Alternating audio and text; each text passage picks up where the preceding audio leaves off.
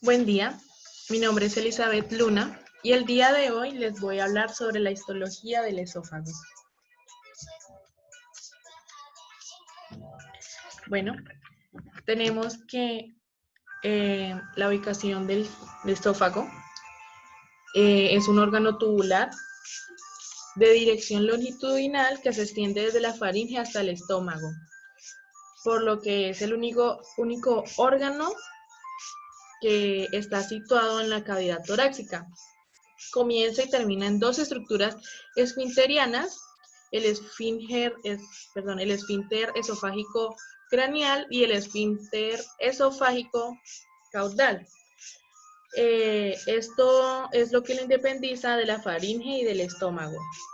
Aquí vemos un ejemplo del esófago del cerdo, que es un órgano tubular corto y recto, de fibras musculares estriadas en toda la longitud, fibras musculares lisas, y un esfínter esofágico inferior antes de llegar al cardias.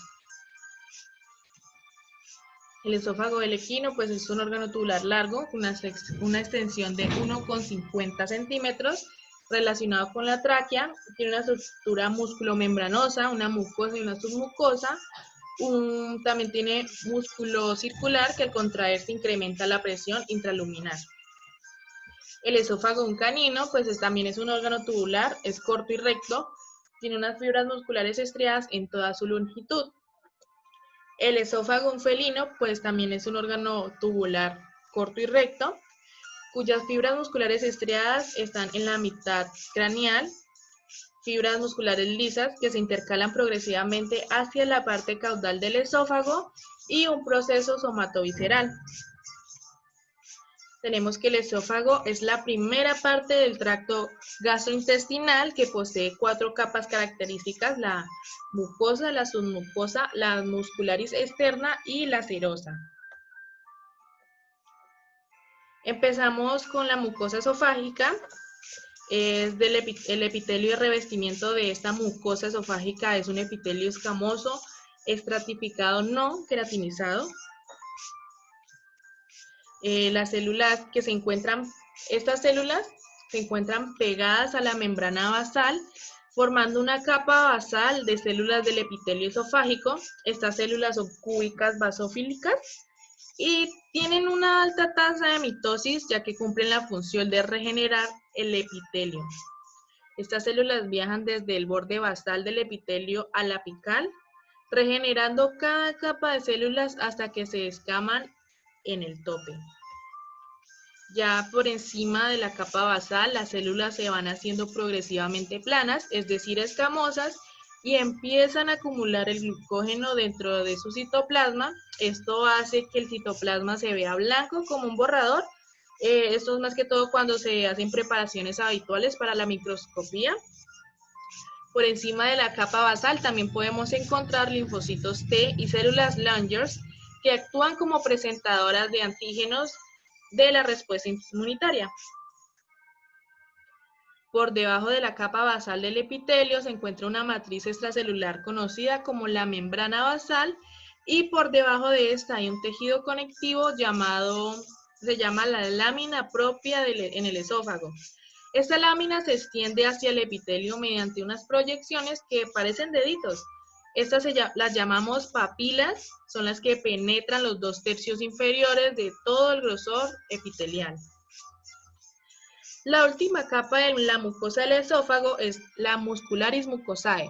Es músculo liso con fibras longitudinales, es delgado en el esófago craneal o proximal y se va engrosando de manera progresiva hacia el esófago distal en una unión gastroesofágica.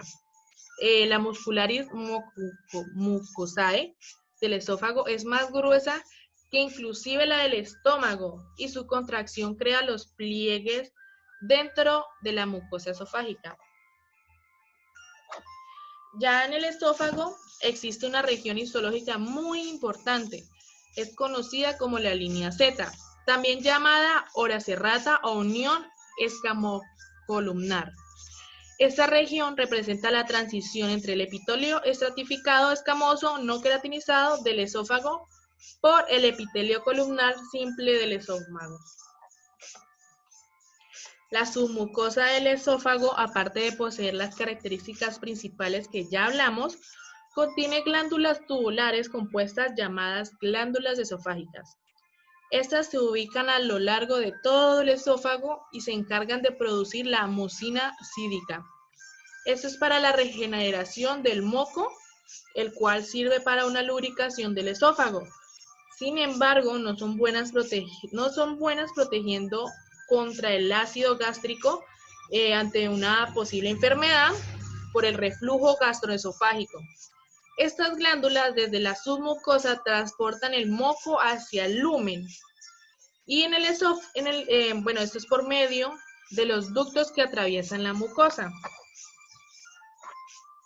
Ya la muscularis externa del esófago es característica en el sentido en el que tiene dos tipos de músculo. En el esófago proximal está formada exclusivamente de músculo esquelético. Esto puede variar de un 5 hasta un 33%, es decir, el tercio proximal del esófago.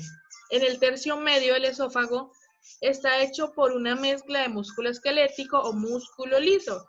Y finalmente, el tercio inferior está hecho exclusivamente de músculo liso. Y finalmente, solamente los 12 centímetros del esófago abdominal en la cavidad peritoneal está cubierto de la serosa. El resto del esófago, es decir, cervical y torácico, solamente están cubiertos de una adventicia. Esa falta de serosa es la que actúa como barrera. Bueno, muchas gracias. Espero les haya gustado. Por favor, denle like y suscríbanse.